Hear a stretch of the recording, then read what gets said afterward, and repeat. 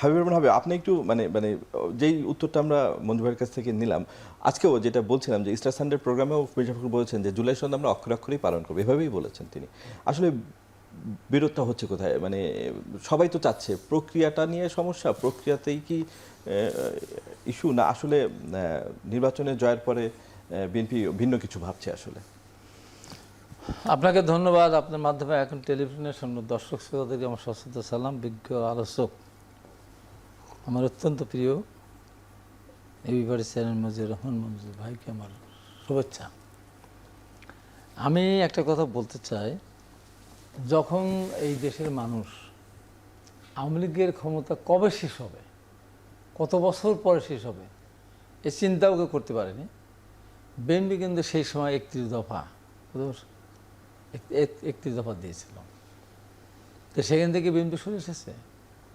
তার ভিতরে প্রধানতম আমি যেটা মনে করি যে সব বাদ দেন, একটা জায়গায় যদি স্থির করে দেয় যে 5 বছর পর পর নিরপেক্ষ তত্ত্বাবধায়ক সরকারের নির্বাচন হবে, এইটা যদি ঠিক রাখে, আর কি ঠিক রাখলো না রাখলো কথার দ্বারা বলতেছে, তাতে কিছু আসে যায় না। প্রথম কথা এই জন্য ওটা নিশ্চিত করলে জবাবদিহিতা নিশ্চিত হবে। আমি বলি এইটা যদি ঠিক থাকে তাহলে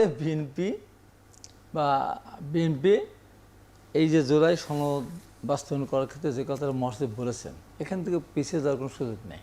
কারণ 5 বছর পর জনগণের কাছ থেকে যাওয়া লাগবে। বিএনপির বিরুদ্ধে অনেক অভিযোগ ছিল, বিএনপি কথা রাখবে না, বিএনপি এটা করবে সেটা করবে, তারেক রহমান এই করছে, তারেক রহমান ওই করেছে, ম্যাডাম খালেদা এই করেছে, জিয়া, এত অপপ্রচার অপবাদিত শেষ ছিল না। তারপরেও কিন্তু দিন শেষে এই দেশের মানুষ কিন্তু বিএনপির প্রতি আস্থা রেখেছে। কারণ আজকে বিএনপির বাইরে যারা 78টা আসন নিয়ে যারা বিএনপির ঘাড়ের উপরে নিঃশ্বাস ফেলছে, এরা এদেশের রাজনীতিতে কোনো অবদান নেই, স্বাধীনতা যুদ্ধে কোনো অবদান নেই। হ্যাঁ, জুলাই আন্দোলনের সময় গোপনে যেমন অঞ্জুহারা প্রকাশ্যে ঘোষণা দিয়ে এই যে জুলাই আন্দোলনে অংশগ্রহণ করেছে, কিন্তু তারা কিন্তু গোপনে, ছাত্র শিবির তাদের কোনো কমিটি ছিল না, গোপনে তারা এটা দিয়েছে। দিয়েছে এখন তারা সবগুলোকে, এবং এখনও ছবিগুলো পাওয়া যায়। সাদিক কায়েমটা দাবি করে তারা ছাত্রলীগের পক্ষে স্লোগান দিয়েছে, ছাত্রলীগের স্লোগান দিয়েছে, হেলমেট পরে আপনার পিটিএসে আপনার নিরাপদ সড়ক আন্দোলনের সব বিভিন্ন জায়গায়। এই যে তাদের এই যে জিনিসগুলি আর কি, এখন বিএনপি জনগণের কাছে ওয়াদা করেছে যে 5 বছর পর পর নিরপেক্ষ তত্ত্বাবধায়ক সরকারের নির্বাচন হবে। এইটা যদি বাস্তব, এটা সব ঠিক থাকলে বিএনপিতে এই দেশের মানুষের স্বার্থে যা যা করার দরকার সেই কাজগুলো করতে হবে। দেখেন, বিএনপি কিন্তু কথা আগে দেয়নি। কোনটা দেয়নি? বিএনপি কিন্তু বলেনি যে আমরা নির্বাচনে গেলে আমরা সরকারের প্লট নেব না, আমরা ট্যাক্স ফ্রি গাড়ি নেব না। আচ্ছা, তারা এগুলো করলো। বিএনপি প্রধানমন্ত্রী প্রায় 15-18টা গাড়ি ব্যবহার করতো, তাকে পাহারা দেওয়ার জন্য প্রতিদিন কোটি কোটি টাকা খরচ হতো। এটাকে বিভিন্ন ঘোষণা দিয়েছিল না, সরাসরি উনি সাধারণ পাবলিকের মতো উনি কিন্তু 9টা 4টা অফিস করতেছে, 5টা অফিস করে আবার উনি পার্লামেন্টে যাচ্ছেন, সিগন্যালে পড়ে আসেন। এই যে এগুলো তো ঘোষণা ছিল না। এই যে আপনার ফ্যামিলি কার্ড ওয়াদা করার হাতের কালি মুছে যাওয়ার আগে কিন্তু বাস্তবায়ন শুরু করলো। তারপরে আপনার কৃষি কার্ড, তারপরে আপনার হেলথ কার্ড, এগুলো সব দেওয়ার জন্য তার পক্ষে সরকারে থাকলে তো এগুলো করা যায় না।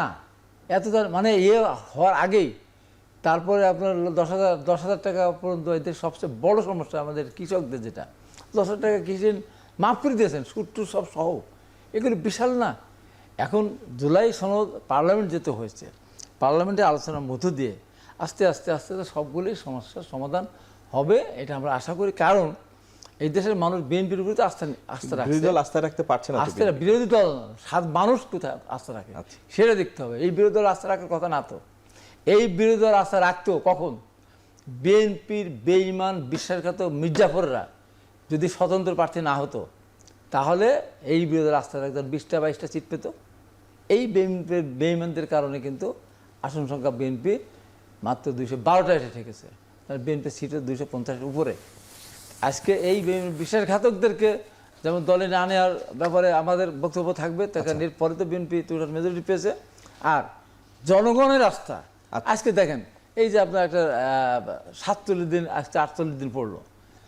আজকে আসছে যে সরকার গঠনের 10 দিনের মাথায় না 11 দিনের মাথায় ইরানের যুদ্ধ লেগেছে।